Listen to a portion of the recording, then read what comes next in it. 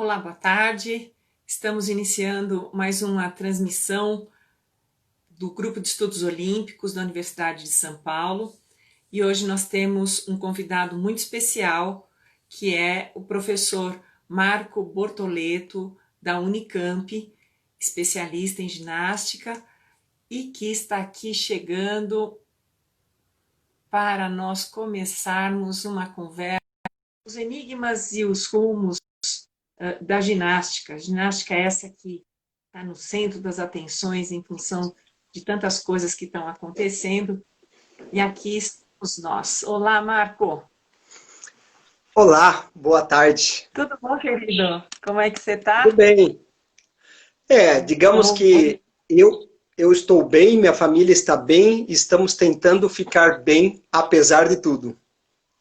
é isso, é isso. Aliás, acho que hoje em dia a gente conseguir estar minimamente sociável já é um indicador de saúde, né, Marco? Ah, não tenho a menor dúvida. Eu acho que o sofrimento é coletivo, a dúvida é coletiva e todo mundo está encontrando uma maneira de se estabilizar, de se equilibrar e também de ajudar quem está próximo, né? É isso, é isso. E veja, não fosse essa situação tão inusitada, talvez nós não estivéssemos aqui hoje conversando sobre isso, né? Então, é preciso fazer mais do que limonada dos limões, não é? Precisamente, eu acho que em toda e qualquer situação há positividades. E essa é uma delas, né? Esses encontros, essas vontades de confluir que acabaram permitindo esse tipo de confluência. É isso aí. Marco, seja bem-vindo, é um prazer aqui, a gente do Grupo de Estudos Olímpicos, que tem tentado também, durante esse período pandemônico, né? Fazer alguma coisa assim para a vida seguir em frente, a gente tem conseguido semanalmente fazer encontros, tem conseguido dialogar com pessoas sobre temas diversos e o tema de hoje ele é muito especial, principalmente por conta de tudo aquilo que tem girado em torno da ginástica, não só nessa última semana, mas nesses últimos tempos, não é? E aí a ideia desse convite é a gente poder fazer um bate-bola aqui, fazer embora a ginástica tenha bola só na ginástica rítmica, né? Mas é a gente poder fazer alguns gols aqui com essa bola que mais tem um valor estético do que marcador, né? Vamos lá, você que é um especialista, você que é alguém de dentro da ginástica, você que é essa pessoa tão especial para o Brasil, que dialoga com a ginástica internacional, como é que você avalia todo esse cenário hoje que envolve a ginástica, Marco, tanto no Brasil como no mundo, denúncias de assédio, denúncias de maus tratos, numa modalidade que é tão, tão esteticamente bela e que tem tamanha visibilidade e impacto no público de uma forma geral. Bom, querida Kátia, professora, em primeiro lugar eu queria mais uma vez agradecer e dizer que nós nos encontramos há, eu diria, quase 20 anos, quando eu ainda estava fazendo meu doutorado e eu me deparei com um texto seu, um livro, que tinha um capítulo sobre ginástica e que ia ao encontro daquilo que eu pesquisava. E a partir daí nós nos encontramos várias vezes, mas essa é a primeira vez que nós fazemos algo, né, uma fala pública, embora tenhamos participado de bancas e outras coisas. E cortou? Alô? Me escutam?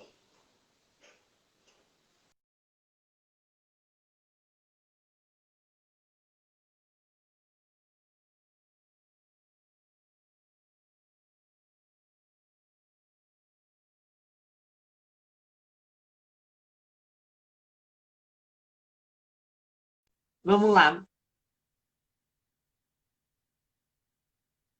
Marco.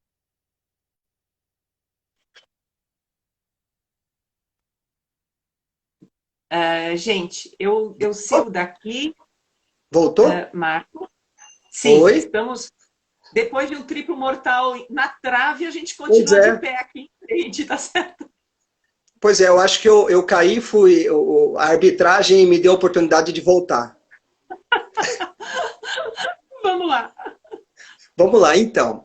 Como eu disse, nós nos encontramos várias vezes e agora eu acho que o encontro é diferente para um assunto extremamente importante, delicado, sensível. Para ser sincero, Kátia, eu acho que estamos vivendo um drama, mas não é um drama da ginástica, é um drama do esporte. Né?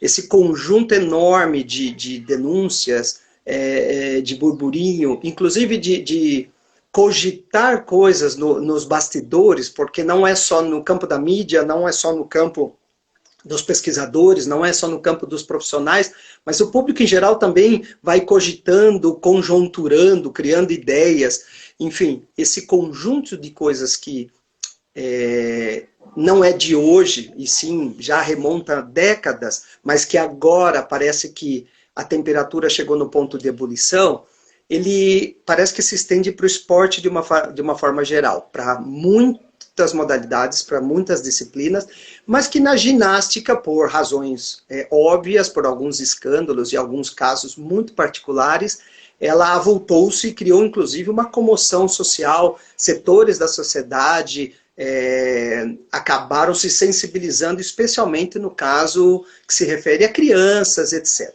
Então, realmente é uma situação delicada. Eu posso dizer com tranquilidade, porque eu venho estudando, acompanhando isso há muito tempo, então não é um tema, do ponto de vista do nosso olhar para a ginástica, novo, mas é um tema que hoje exige um olhar novo, né? Um olhar diferente em relação a todo um campo ético, a uma moralidade que está posta em jogo hoje. Para ser muito sincero, eu lamento profundamente tudo isso, porque expõe um conjunto de problemas na ginástica ou fora dela, mas também expõe vidas privadas, expõe a trajetória de pessoas, sejam elas ginastas, sejam elas treinadores, gestores, e muitos deles com algum tipo de responsabilidade, mas outros não.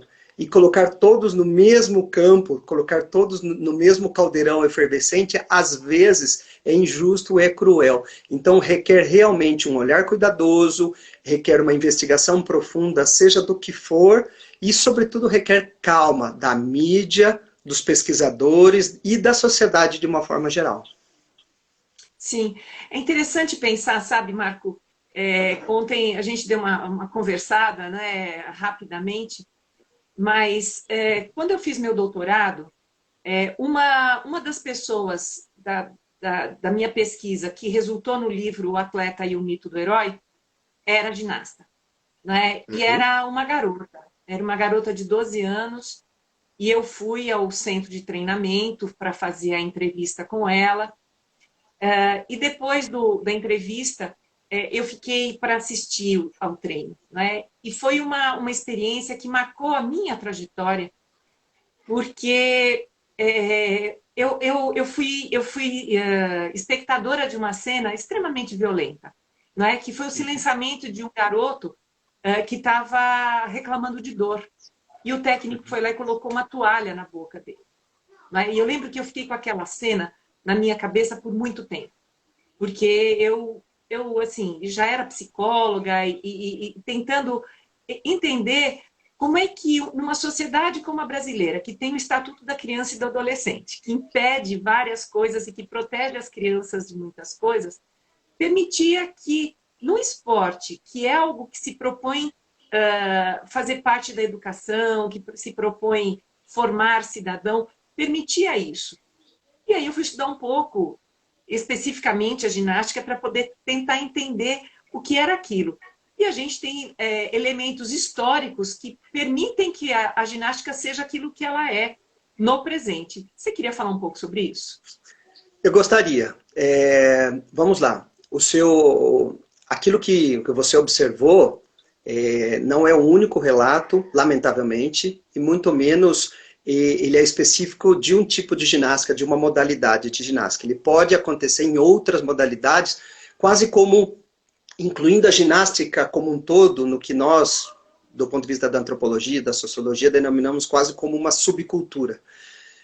Lamentavelmente, nesse contexto que foi criado ao longo de mais de um século, algumas práticas e alguns entendimentos, quer seja no campo da moralidade, quer seja no campo mais amplo da ética, eles parecem que entraram em colisão com o que a sociedade externa a esse contexto entende há um bom tempo, eu diria há algumas décadas, sobre o que é ético e o que é moral.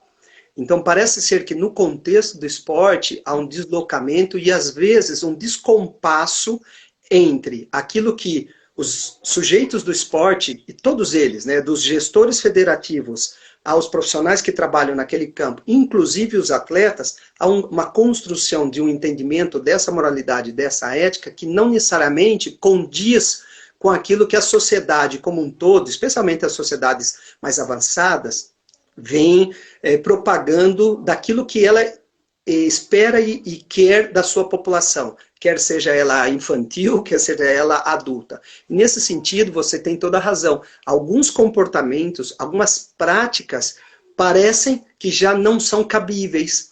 E do ponto de vista legal e do ponto de vista ético, elas não só parecem, elas não podem acontecer sem que haja algum tipo de reação da sociedade. No entanto, o que eu quero ressaltar em primeiro lugar, que é um processo histórico longo. A ginástica se ancora, né, tem suas raízes profundas numa tradição marcial, militar. Essas tradições que começam num contexto muito particular, no campo das Forças Armadas, ela extrapola para a sociedade civil no final do século XIX e ao longo do século XX, incorporando-se inclusive nas escolas, nos clubes. Então a ginástica como um todo, ela vai se alastrando para outros espaços sociais da população civil, mas ela vai mantendo algumas práticas e alguns entendimentos que pareciam que eram aceitos, regulares em outros lugares, mas que nós já não entendemos como regulares. Um bom exemplo por exemplo, gritar com alguém. No campo do esporte, não só da ginástica, mas é bastante comum. Assistir um jogo de futebol com algum olhar mais cuidadoso é assustador do que acontece em termos de verbalização, em termos de agressão verbal, dentro do campo, fora do campo. A sociedade não permite isso, por exemplo, no contexto educativo. Se numa escola, um professor de aula, de sala, falar nesse mesmo tom, com essas palavras, ele imediatamente vai ser repreendido, processado, vai perder o trabalho. Isso no contexto público ou privado. O que eu quero colocar é que há descompassos, deslocamentos entre o que acontece em um determinado lugar, campo, no esporte, na escola, num quartel do Exército. Inclusive, a maior parte dos estudos que nos ajudam a entender melhor o que está acontecendo com a própria ginástica são estudos feitos, por exemplo, em quartéis militares, em internatos educativos, em instituições onde há muito controle, muita doutrinação, inclusive uma relação hierárquica de comando, de obediência, e esse conjunto de elementos vai compondo essa compreensão moral, ética que eu comentei, que começa a entrar em conflito com a sociedade. Então a sociedade começa a observar, como você observou, como eu e outros observamos em diferentes pesquisas, especialmente nos últimos 10 anos, há um conjunto de pesquisas que relatam, em vários contextos da ginástica e de outros esportes, isso que nós começamos, inclusive, a entender como uma violência. Não dá mais. Que é mais ou menos o que talvez você, com certeza, vivemos no contexto da escola, da palmatória para frente. O pôr de castigo no milho, etc. Um conjunto de hábitos começaram a ser contestados e a ética externa, aquela ética social mais ampla, começou a questionar e falar, não mais. Não dá mais. E eu acho que o elemento chave disso é entender que há uma produção histórica, uma construção histórica, que se ancora em certos princípios que não necessariamente dialogam com a nossa sociedade contemporânea, inclusive se questiona em ambientes diversos, né? No próprio exército, algumas práticas de treinamento de violência que o ambiente externo diz, não dá mais. mesmo vocês argumentando que lá é necessário para preparar esse homem guerreiro, não dá mais. O campo do esporte parece que está argumentando igual, clamando inclusive, né? Olha, esse tipo de prática não cabe, e se não cabe, está na hora de rever quem somos como agentes do esporte, quem somos como amantes do esporte e talvez quem somos como formadores de formadores no esporte. É isso. É muito, muito legal que você fale isso, porque se a ginástica tem uma especificidade que são essas meninas e esses meninos iniciarem uma prática competitiva de alto nível muito, muito precocemente, essa é uma questão também que está colocada em todas as modalidades esportivas, em todas as disciplinas, em diferentes faixas etárias, não é? Porque essa tradição militar que envolve o esporte ou das instituições totais, como eram as escolas inglesas do século XIX, né? Que esse ambiente onde prevalece uma hierarquia que coloca o estudante no nível mais baixo dessa hierarquia, atravessa o século XX de forma a se desfazer em relações sociais que se dão de forma muito mais saudáveis, ou a gente julga que sejam saudáveis, que vale a nossa reflexão nesse momento. Então, você fala do grito no esporte. Não é só o grito, mas é toda uma relação de imposição e de hierarquia e de domínio de quem detém o poder, que se você erra um movimento, você paga 10, você paga 20, não é? De que forma a pedagogia do esporte trabalha, interfere nisso, a ponto de alterar a prática esportiva, que dá sinais de falência justamente entre os mais novos. E o movimento olímpico olha para isso e fala assim, não, vamos repensar as práticas, vamos revalorizar, vamos repensar o papel do professor, do técnico e do atleta dentro desse cenário. É complexo, porém muito, eu diria até apaixonante o assunto, porque ele envolve, primeiro, um conjunto de muitas disciplinas do conhecimento. Eu diria, quase todas as disciplinas do conhecimento podem contribuir para esse entendimento, o que é muito interessante. Ele envolve praticamente todos os agentes que circulam no contexto esportivo, que vão dos pesquisadores aos gestores das grandes instituições, passando pelaquilo que é o núcleo do setor esportivo, né? Os atletas, os seus treinadores e as equipes que estão ao redor deles. Me parece que, assim como em vários tipos de instituições totais, instituições que são blindadas por aquilo que a gente chama de uma subcultura extremamente reácia, separadora do contexto geral para o contexto específico, o esporte ele também criou uma certa endogenia, uma certa coraça, que fez com que, apesar da sociedade estar apontando para uma outra direção, e eu me refiro a uma sociedade não de uma forma ampla e comum. Há países que todavia estão em diferentes momentos, há inclusive setores da nossa sociedade no Brasil que estão em diferentes lugares e que entendem ética, moral de uma forma bem diferente, eu diria, às vezes assustadoramente diferente, né? Depende do contexto regional, do contexto geográfico, do contexto cultural, econômico. Há diferenças no entendimento que nos assustam, de certa forma. E no esporte, parece que essa endogenia, ou seja, esse circular dentro do próprio esporte, os protagonistas são pessoas que estão ali durante muito tempo, que formam os futuros, que permanecem ali. Isso, de certa forma, está atrasando esse processo de ressignificar, repensar e modificar as condutas, está atrasando esse processo e também ele está entorpecendo o processo. O que eu quero dizer? As pessoas são más, mal intencionadas? Não, elas vivem no que Durkheim e outros sociólogos vão falar, num contexto que normalizou, às vezes naturalizou certos entendimentos e certas condutas, e às vezes eles nem sequer percebem que aquilo não é mais possível, não é mais aceitável.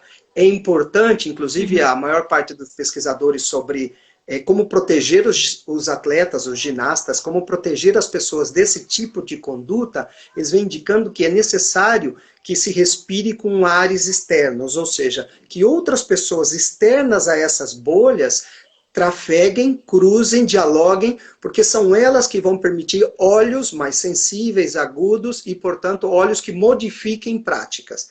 Internamente, inclusive isso é usado no contexto empresarial, no contexto industrial, internamente só é muito difícil modificar. Nós que atuamos no campo da universidade, nós percebemos isso claramente.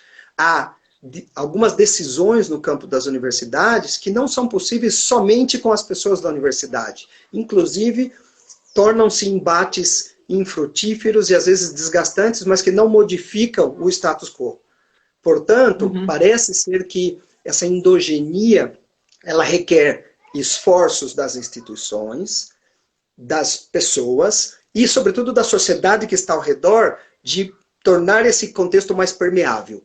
Mais gente passando por ali, inclusive gente que não tem uma relação direta com aquele próprio esporte, porque elas vão dar um olhar de estranhamento e dizer, espera lá, esse tipo de ação que eu acabo de identificar, vamos revisar completamente. Então, eu acredito que para que isso aconteça de uma forma mais otimizada, e eu diria até mais acelerada, porque nós já vimos que esse tempo mais lento não está de acordo com as ansiedades da sociedade, com os desejos da sociedade, portanto, eles estão sendo e serão mais criticados e cada vez mais criticados.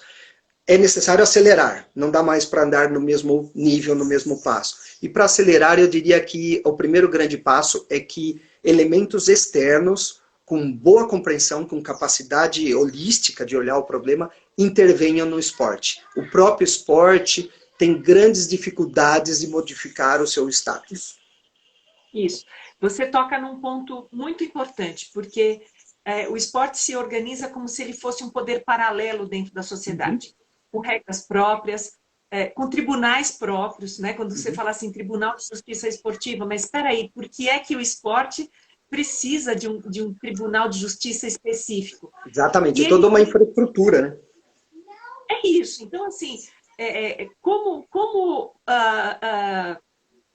avançar nessa discussão, Marco, quando a gente olha, por exemplo, a denúncia que resulta no julgamento e na prisão daquele médico americano, e mais, como todo o sistema acabou sendo culpabilizado pela negligência em acolher as denúncias. Então, quando eu te apresento essa questão, é porque a gente sabe que existe um corporativismo esportivo que leva a uma autoproteção do sistema, o que leva a um avanço da corrupção, um avanço do abuso. E aí você vê assim, a sociedade caminhando numa velocidade X e o esporte caminhando menos 2x do que o resto da sociedade nesse princípio do século XXI. Como é que você vê isso? É realmente uma observação importantíssima. Eu diria, antes de responder, fazendo novamente o exercício que os psicólogos também fazem, os antropólogos fazem, vamos distanciar, depois a gente volta a aproximar e vice-versa. Nós vivemos uma sociedade tão controversa, tão arbitrária, que às vezes realmente é difícil de entender por que isso é como é ainda, mas ao mesmo tempo, olhando mais abertamente, falar, agora eu entendo um pouco melhor. Nós temos no Brasil inúmeros casos em todos os setores, na educação, no setor médico hospitalar, no setor judicial, exemplos de impunidade, exemplos de condutas absolutamente repreensivas e que nada acontece. Nós tivemos, enfim, exemplos múltiplos de um desembargador fazendo isso, de um médico falando aquilo, e que parece ser que nada acontece. Por quê? Como você disse, há um corporativismo, portanto, há estruturas sociais e culturais que hiperprotegem os seus integrantes, hiperprotegem a sua classe e dificultam qualquer tipo de ataque externo ou mesmo de mudança interna. Elas se tornam estruturas muito rígidas, com dificuldade de promover qualquer tipo de mudança, inclusive no âmbito da nossa política, digamos, de forma bem clara. Portanto, a universidade é um bom exemplo também. Ela é extremamente corporativa. A ginástica. Portanto, não, o esporte, no meu modo de pensar, ele é mais um desses espaços corporativos que se autoprotege. E se você for olhar o esporte em cada modalidade, em cada clube, em cada disciplina, ele vai se tornando cada vez mais intrincado, fechado, quase como uma bolha. Na minha tese, há 15 anos atrás, eu chamo o ginásio de um templo amorosiano, em homenagem ao Francisco Amoros, um coronel espanhol que fica famoso porque ele ajuda a construir a ginástica francesa, e que ele tem no ginásio exatamente um lugar de extrema proteção das pessoas, de disciplinar elas e de doutriná-las. Portanto, é um templo, igual um templo religioso. Nesse sentido, a ginástica de hoje ainda está presa a esse modelo. Né, quando nós vemos dificuldades, por exemplo, de fluir pessoas nesses espaços, das famílias não frequentarem esses espaços, da sociedade civil como um todo. E parece ser que um outro elemento, e já tentando solucionar, ou responder a sua questão, como solucionar toda essa problemática? Me parece que a política da melhor transparência, da maior transparência, é um caminho. E isso significa não na transparência de um relatório, também dele, mas na transparência do que eu faço. Um bom exemplo, uma analogia simples, são esses restaurantes que abrem a sua cozinha de forma transparente, com vidros, para que você veja, olha o que acontece dentro, olha o higiene que eu tenho, o fluxo que eu tenho das coisas e como nós trabalhamos numa certa harmonia para melhor atender o cliente, em vez de esconder, né? O que está na cozinha, não quero que ninguém veja, porque é melhor não ver. Então, parece ser que o esporte como um todo, ele está clamando, exigindo maior transparência, maior organização e nesse sentido, uma melhor compreensão de quem não faz parte dele, para que a gente não tenha certas distorções. Quando alguém vê algo do esporte, fala, nossa, eu nem imaginava, porque ele não frequenta, né? O esporte criou, assim como as instituições militares, as instituições sanitárias, barreiras para afastar a sociedade e para hiperproteger. E dessa forma, hipertreinar as pessoas, o que a gente chama de diminuir os ruídos que a sociedade pode gerar. E isso levou, ao longo de muito tempo, a uma menor reatividade das pessoas. Elas se queixam menos, elas aceitam mais, obedecem mais, e mesmo quando há práticas abusivas, há práticas que merecem investigação profunda e punição, não há a legitimidade na reclamação. E isso é muito grave, porque o silêncio ou o medo do manifestar é ainda mais grave do que a própria ação.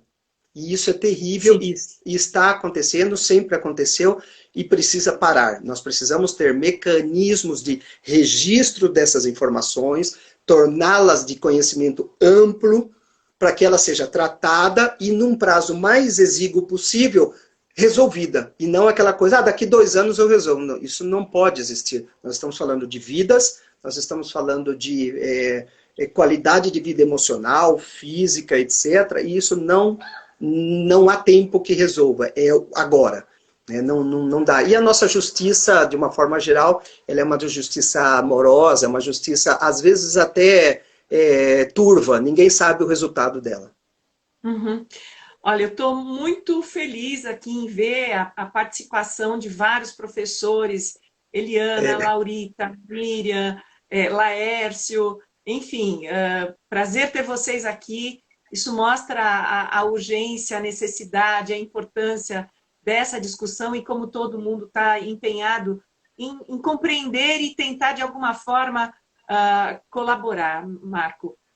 Quando você fala das famílias, o universo da ginástica, para a minha pesquisa dos atletas olímpicos, eu consegui entrevistar 100% das atletas da ginástica rítmica e 100% das atletas e dos atletas da ginástica artística. Então, para a gente, o universo da ginástica, ele, por ser 100%, ele é uma... enfim, a gente tem o N total. É. né? E aí isso já permitiu que nós tivéssemos já alguns trabalhos específicos em relação a essa modalidade. Mas uma das coisas que me causou muita surpresa foi ver uma ginasta em específico, que eu fui até ela é de fora de São Paulo, e ela tinha acabado de ser mãe. Uhum. E a entrevista foi feita junto com a mãe dela na sala, porque a mãe dela estava cuidando do bebê. E é muito curioso, porque quando ela começa a contar a sua história, o que ela viveu nos ginásios, o que ela viveu nos alojamentos, a mãe dela começa a chorar. Né? E a mãe dela fala assim, mas filha, por que você nunca me falou isso? Né? Porque eu jamais teria deixado você passar. Por isso, se eu soubesse o que acontece. Né? E aí a ginasta fica extremamente desconfortável, porque ela fala, mas mãe, se eu falasse, eu não seria ginasta. Uhum. Eu não teria chegado a ser olímpica. Então, Uhum.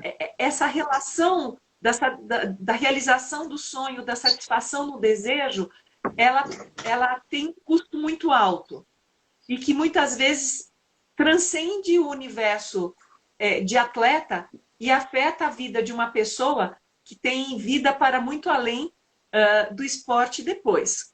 Você que está dentro da ginástica, como é que você vê isso, Marco? Muito bem. Eu anotei algumas coisas, vou tentar não me perder. Eu gosto de falar e eu me perco às vezes. Vamos lá. Em primeiro Tudo lugar, faz, né? eu gosto muito do seu exemplo. Aliás, antes, perdão. Realmente é muito bom ter meus colegas de trabalho, minhas colegas de trabalho, né? A maioria dessas pessoas que você mencionou e outras que o nome foi passando aqui, são especialistas, dedicaram parte ou toda a sua vida à ginástica, e o interesse de todos, eu diria, é realmente a transformação desse cenário. Eu não conheço ninguém no campo da ginástica, no campo da ciência, que está interessado na manutenção de qualquer conduta, de qualquer maneira de operar que não esteja de acordo com os modelos que nós aceitamos. Isso é muito bom. Deixa eu só registrar também a presença de uma ginasta olímpica aqui, né, Marta? Seja bem-vinda você também. Obrigado. E desculpa dos passarinhos, mas eles resolveram atacar agora aqui perto. Eles estão vivos. Mas é bom, A o mundo vida como está... ela é. Nós o estamos mundo aqui está numa presente. situação de ouvir criança, ouvir gato, ouvir passarinho, cachorro, tudo. Fica Eu tranquilo. tenho exatamente isso. É o horário das meninas brincarem um pouco. Por incrível que pareça, as minhas filhas fazem aula de manhã e agora à tarde elas treinam ginástica. E elas estavam num Em treinamento casa. online, acabou. Elas são ginastas também. E agora é o momento de brincar, então tem algum barulho. Mas voltando, muitas dessas pessoas que estão aí também tiveram uma oportunidade nesse período pandêmico de se engajar numa série de grupos de debate, de lives, e nós temos acompanhado vários desses encontros, inclusive muitos deles com treinadores, eu diria dezenas de treinadores envolvidos. E o que eu mais escutei ao longo desses meses é exatamente esse cuidado que todo mundo está tendo com ele mesmo, com o outro, de, olha, é preciso estar atento a isso, olha, isso não dá mais. Ou seja, há toda uma movimentação entre os treinadores, entre os ginastas e entre gestores, alertas ao problema. Eu já vi isso acontecer, mas nunca nessa magnitude. Então, de certa forma, eu sou otimista, porque o ruído causado e a magnitude do movimento dessas pessoas aponta para um momento ótimo de transformação. Essa é a primeira questão. Estamos num bom momento, apesar de lamentar o que nós temos visto. Voltando, eu durante algum tempo estudei bastante a sociologia da percepção, com vários autores, para entender basicamente a percepção do risco. E nós temos dois tipos de percepções coletivas, aliás, dois tipos de percepções. Uma que é individual, como eu construo aquela percepção, e uma que é coletiva. Então, a ginástica parece revelar algumas condições. Por exemplo, o que a gente entende por sacrifício no esporte, ele deve ter um limite. O que nós entendemos por limiar da dor, ele deve ter um limite. E esses limites estão entre a saúde e a não saúde, entre o bem-estar e o não bem-estar, entre a manutenção dessa pessoa como atleta, como treinador, porque afinal de contas, treinadores, árbitros, todo mundo sofre pressão para existir, para estar presente.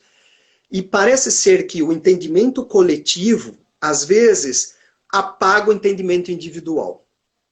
Ao ponto de uma pessoa perceber que ela está no sacrifício para além do que ela deveria, que ela está num processo de dor para além do que ela deveria. Vou usar um outro termo que é de outros pesquisadores, que ela está num processo, por exemplo, de violência alimentar, sendo proibida de se alimentar, ou coibida por ter bebido um guaraná, etc., que nós evidentemente entendemos razões fisiológicas, razões de treino, mas há também uma certa pressão sobre isso. Quando ela percebe tudo isso, ela tem vontade de manifestar, mas imediatamente aquela força da percepção coletiva, do contexto, vai inibindo, inibindo, até o momento que ela diz: é parte do processo, eu aceito, vivo e pronto.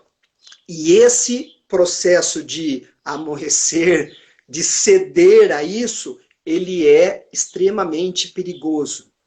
Ele só é possível de ser identificado com esse acompanhamento de pessoas externas e de pessoas que não estão oprimidas ou mesmo controladas pela mesma percepção. E isso é muito perigoso. Né? A não presença de figuras externas, às vezes é um psicólogo da equipe que passa ali de vez em quando e capta no ar. Né? Eu tenho 2 exemplos e termino aqui essa parte. Quando eu entrevistei na minha tese um ginasta de nível olímpico, finalista olímpico, na época que o Brasil não tinha nem o sonho de participar como finalista olímpico, eu perguntei: o que você mais gosta do ginásio? Ele disse: quando eu abro a porta e vejo o sol. Isso é chocante. Abrir a porta para ver o sol durante um dia de treinamento e achar aquilo lá o maior prazer, assusta. Ainda mais de um adulto, não era uma criança, era um adulto falando. E uma outra mãe, no convívio do ginásio, eu passei 2 anos num ginásio de ginástica, de altíssimo nível, preparando para as Olimpíadas de Atenas, inclusive. Uma mãe me disse uma vez assim: eu acho que meu filho está treinando demais. Eu tenho dado banho, a maioria deles vivia, era internato, vivia lá dentro. Alguns, por residir na região, moravam fora. Ele treina demais. Eu tenho banho nele dormindo.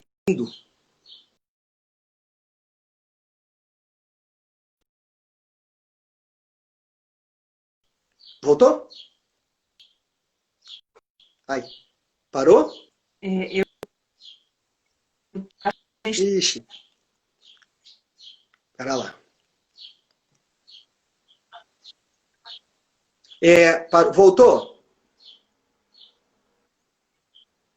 Voltou? Voltou, agora tá ok. Desculpa, Tô na eu vou dúvida se retomar. foi a minha ou se Enfim, foi a sua, mas eu perdi o final do provável que teu seja a minha. pensamento agora.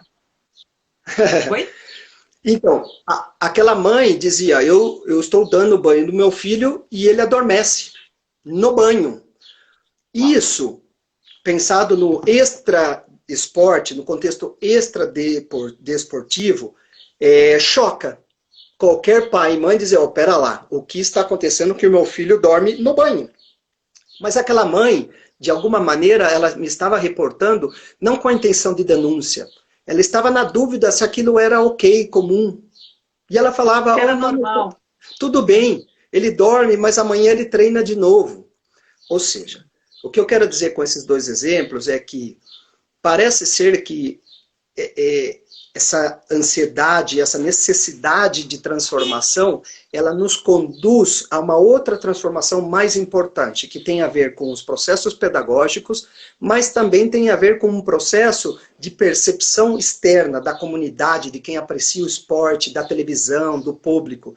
Se nós estamos querendo exigir o mesmo rendimento dessas crianças, desses jovens e desses adultos, se nós queremos cada vez mais esse hiperrendimento, a prática que está posta hoje tende a permanecer. O que eu quero dizer? Para que haja uma mudança efetiva, de fato, interna nessa cultura, ou nessa subcultura do esporte, parece ser que é necessário também uma mudança externa, que é um pouco relacionado, alguns estudiosos da educação falam o mesmo do ponto de vista do que é o vestibular para quem faz o ensino médio. Muitas vezes ele se torna um período tóxico, um período extremamente rude, e que faz com que muitos jovens ou não queiram mais estudar, ou continuem com absolutamente desmotivados e desconectados da produção do conhecimento. Aquilo que era para ser um salto qualitativo na vida, ou seja, aquele descobrimento, falando, nossa, eu vou sair de uma escola, eu vou para uma universidade, acessar um conhecimento superior, passa a ser um drama, ao ponto de precisar de acompanhamento terapêutico, de medicação em alguns casos, ou até mesmo de desistir completamente, falar, não dá. Quando isso acontece, a única maneira de mudar é mudando a exigência.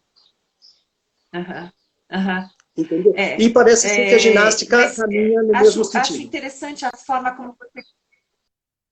Desculpa, Marco.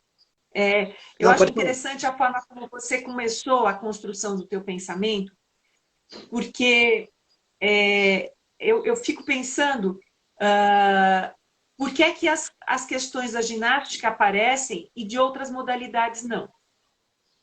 Né? Então, porque isso não é um fato isolado da ginástica.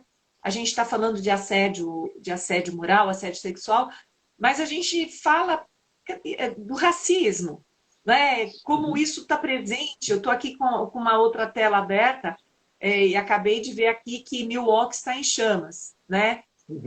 Não vai ter jogo, não é? O que significa não ter jogo por conta de um protesto de uma causa social? É o esporte vindo para o seu devido lugar, ou seja, ele está dentro da sociedade.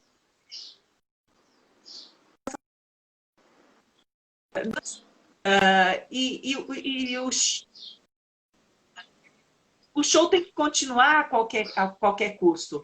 Eu acho que a gente chega num momento em que, assim, a ginástica está gritando, mas outras modalidades também estão. Não é? Quando a gente começa a ter as denúncias de assédio sexual no futebol masculino, não é? Quando a gente começa a ver as denúncias de racismo no voleibol, no basquete, a ginástica como ponta de lança de um momento, talvez, de profunda transformação que talvez aconteça no momento em que a gente corre o risco de ter uma edição olímpica cancelada, né? Por enquanto adiada, mas ela pode vir a ser cancelada. E a única certeza que a gente tem nesse momento é que o esporte certamente não voltará a ser o que ele era. Nem do ponto de vista da presença do público, mas principalmente da sua estrutura interna. É isso mesmo. Como você bem disse, os exemplos que corroem esse valor do esporte, eles estão acontecendo em todos os lugares do mundo, em todos os países, nas mais diversas modalidades e em todos os níveis. Eu sempre fico preocupado porque nós acabamos enxergando uma certa camada que, em geral, tem a ver com atletas de alto rendimento ou que têm maior visibilidade, mas nós não enxergamos o que está por debaixo disso, que é a grande maioria. A grandíssima maioria de atletas e treinadores e pessoas envolvidas, elas atuam e constroem um desporto que está quase invisível, inclusive para esses casos de denúncia, para tudo isso. Se existe uma conduta, um conjunto de comportamentos, inclusive uma cultura que parece ser inadequada aqui, é porque ela também existe aqui. Isso tem que ficar muito claro. A mudança estrutural tem que estar em todos os níveis, da base ao topo do topo à base, em todas as instituições, em todas as pessoas. E muitas vezes o debate fica em torno do alto rendimento, como se fossem monstros, e como se o resto fossem um conjunto de Smurfs que vivem em paz. Não, eles não são Smurfs que vivem em paz. Os monstros orbitam todos os cenários da nossa vida e existência. Então esse é o primeiro elemento que eu acho que é importante. Como pesquisadores, como seres sociais, temos que estar atentos para a escolinha, para aquele projeto na esquina da minha casa, com igual cuidado dado ao que nós olhamos o atleta de altíssimo rendimento. Esse é o primeiro elemento. E eu diria, os pais cumprem um fator importante. Eles precisam estar próximos, eles não podem delegar esse cuidado a sei lá quem. Eles são parte do processo. Inclusive, parte desse refinamento de conduta dos próprios treinadores. E muitas vezes os pais são agressivos com os próprios filhos, eu vejo isso em campinhos de futebol, em lugar, o pai exige mais do que o próprio treinador, né? Ou seja, a corrosão do caráter, para usar um termo comum, inclusive do Sennett, parece que está em todos os setores, inclusive dentro das próprias famílias, e isso é muito cruel e preocupante. O segundo elemento que tem a ver com a sua fala é que não vejo uma solução imediata, mas sim vejo que as organizações de grande porte, do Comitê Olímpico Internacional, o Comitê Olímpico Brasileiro, elas estão absolutamente mobilizadas, elas entenderam que a imagem do esporte está abalada e será mais ainda abalada se isso continuar. E elas estão se mobilizando. Isso tem alcançado certas camadas dos treinadores, dos profissionais, mas ainda está longe de alcançar essa base toda que vai ser dialogada ou vai ser trabalhada pelos professores universitários que formam professores de educação física, que formam treinadores, e também por federações locais, associações locais, que vão ter que fazer essa mediação dessa recondução da cultura da ginástica. Não dá para olhar só um. E o elemento-chave, talvez, para entender por que a ginástica tornou essa ponta de lança que você menciona, me parece ser porque houve uma construção, especialmente do meio da década de 1970 para cá, quando a ginástica se torna, na ginástica artística feminina, e depois se abrange as demais modalidades, uma prática infantilizada, uma prática para crianças, uma prática de crianças delicadas, e de que estão sob os cuidados de adultos fortes, robustos, vigorosos. E quando esse vaso de cristal cai e quebra, a sociedade entra em choque. Como se não existissem em outros lugares, como se os vasos não estivessem em outras mesas. E isso me preocupa, porque a ginástica é, sim, um lugar que merece atenção, com certeza, mas não deixem de olhar para as outras práticas. E nesse sentido, eu acho que nós, professores, pesquisadores, precisamos fazer duas coisas. Investir muito mais atenção, tempo e energia nessa transposição cultural, nessa transformação. E não é que nós faremos a transformação, mas nós mostraremos outros caminhos e outros posicionamentos éticos, outros códigos éticos, e que essas pessoas que estão do outro lado têm que estar em acordo com esses novos códigos. E eu diria, os pesquisadores precisam ser mais incisivos nas suas publicações. Existem alguns trabalhos, bons trabalhos, excelentes teses, mas ainda do ponto de vista das publicações de artigos, de publicações que nem são científicas, mas que chegam para a comunidade do esporte, é muito pequena as que são incisivas e que trazem dados que não só impressionam, mas que mostram a realidade tal e como ela é. Então nós precisamos disso, assim como hoje na pandemia foram necessários dados factuais muito fortes para a gente convencer as pessoas de certas coisas, no esporte também. Esses são os dados. Eu vi esse fato, esse cenário existe, não é possível admitir. A ciência precisa evidenciar de forma contundente, assumir a nossa responsabilidade política, ética, e isso tem seu preço, né? O nosso preço de contestar um status quo. Mas, ao mesmo tempo, e para aí que é o discurso, eu diria que nós precisamos sim atuar em instituições com os treinadores e não contra eles. Pelo contrário, não é destruindo a cultura que nós construímos outras. A história da humanidade mostrou isso. As culturas elas vão em diálogo construindo outros entendimentos. Mas tentar destruir uma cultura de forma totalitária, inclusive de forma autoritária, resultou em processos piores no futuro. Então eu acho que esses treinadores, esses ginastas, requerem, primeiro, uma compreensão de que certas condutas não são aceitáveis e que eles precisam modificá-las e que o entendimento de um outro tempo já não é possível no nosso tempo, né? Não dá mais para andar com uma mentalidade do século XIX, do século XX, agredindo alguém ou espremendo ele até ele fraturar uma perna para ele se tornar alguém não dá mais. E se não dá mais, eu mudo a minha prática, o meu planejamento, inclusive a minha maneira de me importar como pessoa diante das instituições e de quem exige o rendimento, do pai, do clube e da nação. Né? E a gente não falou disso, mas a nação, ou seja, o nosso país tem culpa. Todo mundo quer uma medalha olímpica, custe o que custar, mas ninguém quer ver o processo árduo e às vezes ilegal e imoral que acontece para que essa medalha caia numa página de jornal. Então, eu acho que isso que você traz agora é fundamental, porque é preciso pensar que o esporte, por um bom tempo, principalmente durante a Guerra Fria, ele servia de vitrine para a potência que as nações representavam, não é? E em nome dessa potência, os atletas foram usados de diferentes formas para afirmar a pujança econômica, política, ideológica, seja lá o que for. E cai o muro, muda-se a estrutura política do planeta, mas algumas práticas políticas do esporte permanecem as mesmas, não é? Uhum.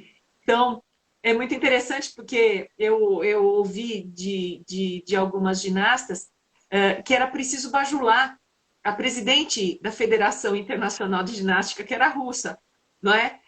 E que ela exige essa bajulação. Se ela não for bajulada, você pode esquecer que as notas não virão. Oi, peraí.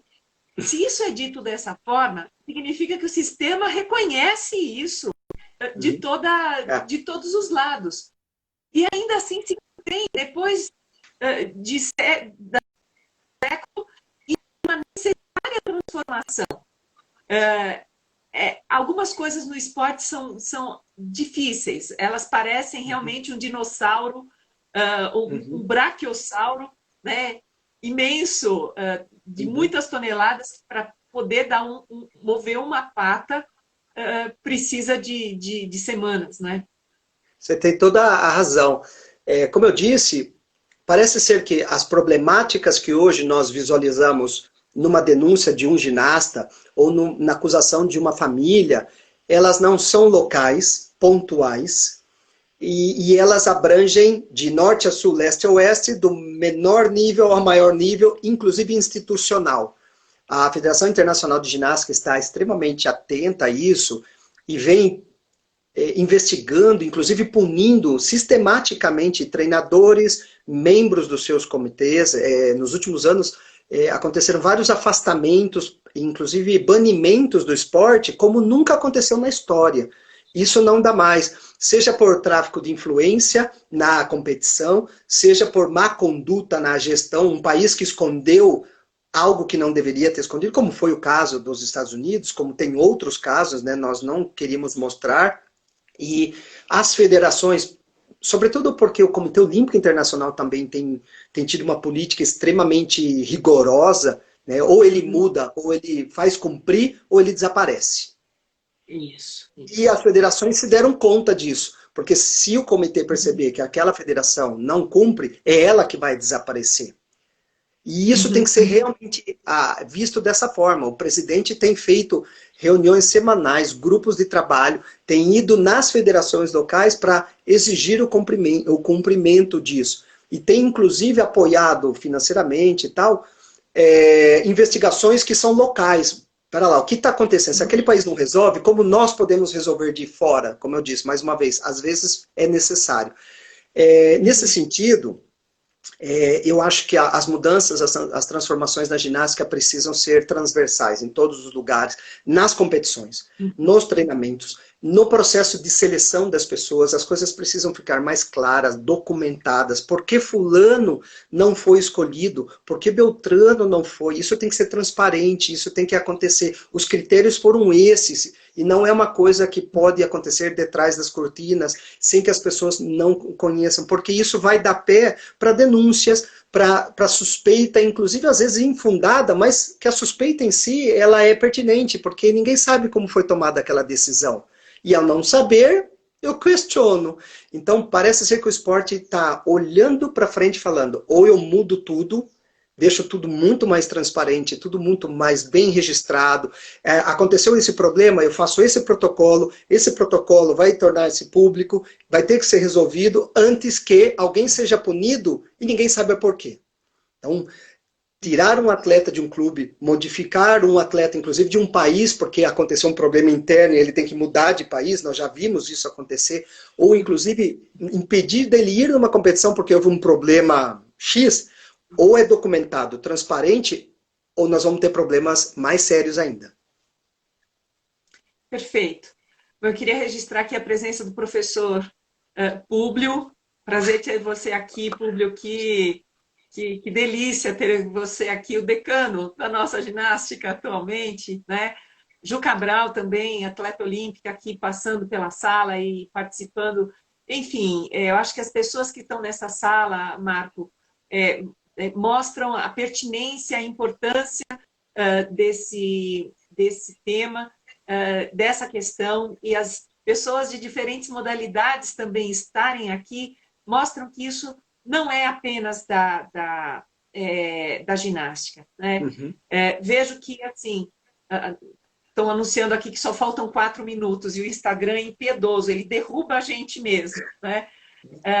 Mas, assim, se os meios de comunicação fazem um estardalhaço sobre algumas coisas, também é graças a eles que a gente consegue alterar as coisas. Não é?